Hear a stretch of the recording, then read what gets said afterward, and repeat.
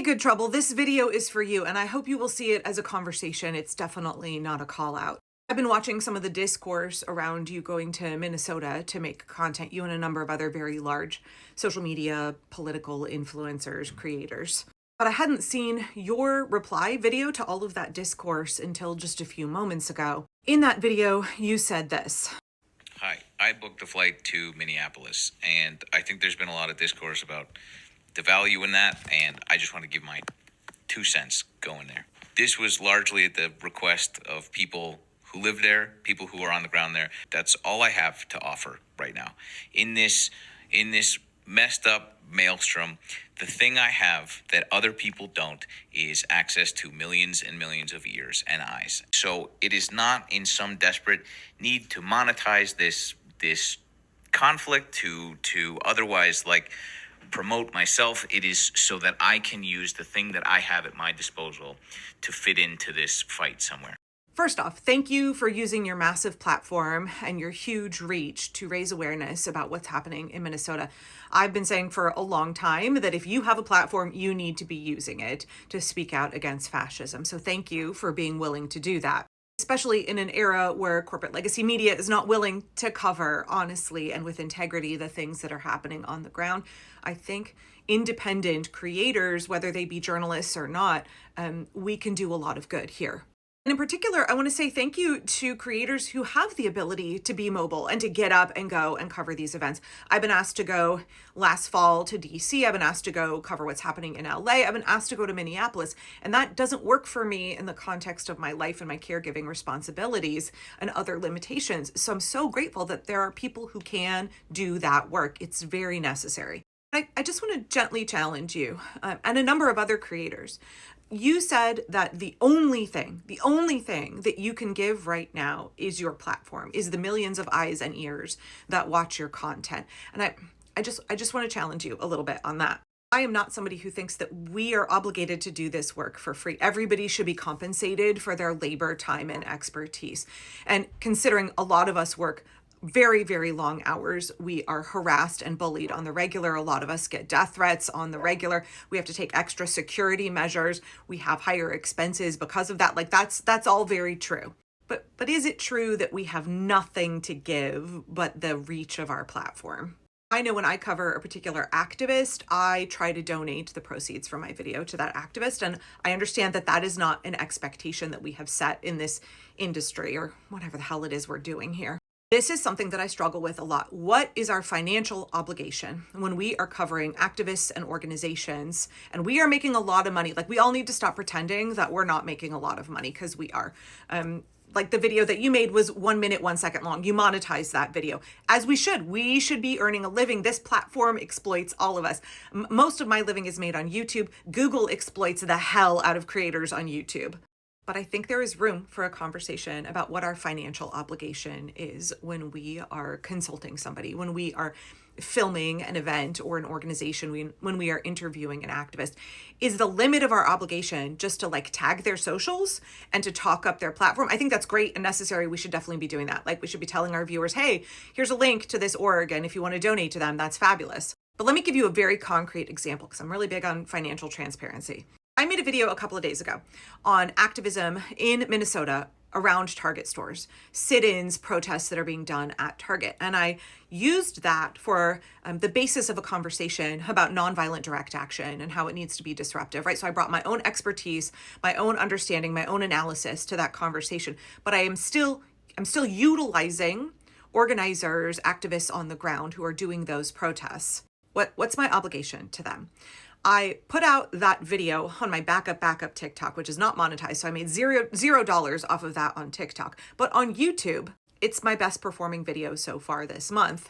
As of right now, I've made about $1,000 off of that video before taxes. And you can see that's about 3 1/3 times more than my normal reach. This is, for me, a viral video. Okay, I made $1,000 off of that video after I pay 55% in taxes, because that's what I have to pay for self-employment taxes, Oregon, Multnomah County, Portland, income and business taxes, and other. Oregon has a lot of taxes. Okay, so about 45% of that actually comes to me. Cool, $450 off that video. What's my obligation? What's my obligation there? How much of that should I be donating to organizers around these Target protests in Minnesota? Do I have an obligation? Is raising awareness and, linking to their Instagram and their web pages, is that sufficient? I don't know. I tend to try and go throw money at these folks. And I said to my friend Bona earlier today, like, maybe that is my evangelicalness coming through, right? I don't have the church telling me I have to donate 10%. So I'm struggling with like, what is the ethical amount to give? I don't think we all have to give 100% of all of the money that we earn. Sometimes I do, right? Like there have been activists I've covered here in Portland and I give 100% of the money from that video to those activists.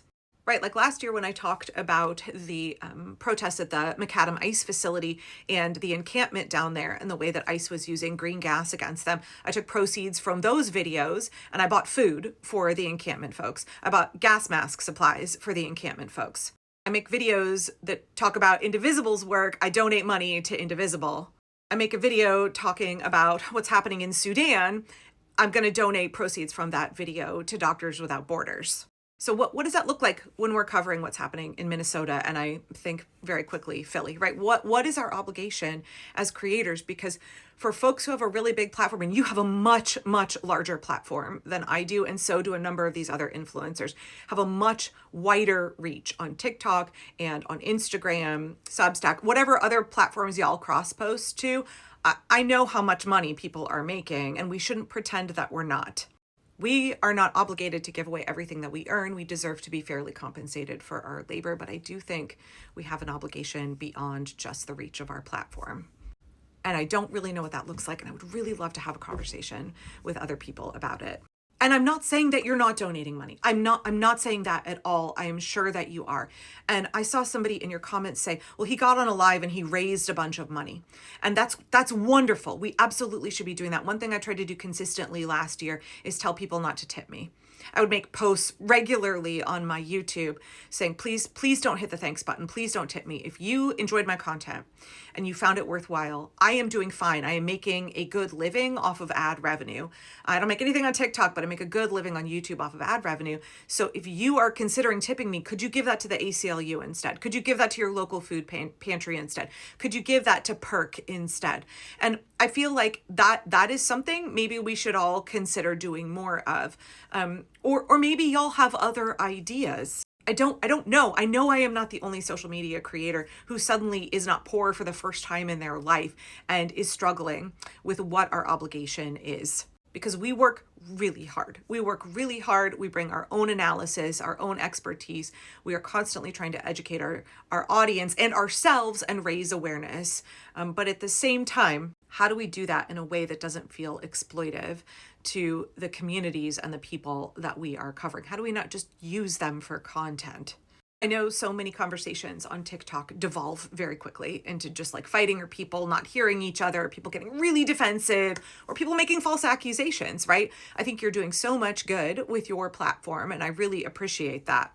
And I'm not picking on you. I want to know what it looks like to have that greater conversation about what fiscal responsibility looks like for us as creators. Because we're really free to have that conversation about how we use our platforms in a responsible way to help fight fascism. We are all trying to function in a capitalist hellscape using platforms that exploit us and platforms that donate to our oppressor. And we are earning a living from that. So it's really messy and it's really complicated. I hope that you are safe in your travels to and from Minnesota. I hope that you're safe while you're there. Thank you for being willing to go and cover what's happening. When you get back, when you have the bandwidth, whatever, I would love to have a conversation, whether that's you and me one-on-one or whether that's a greater conversation on TikTok.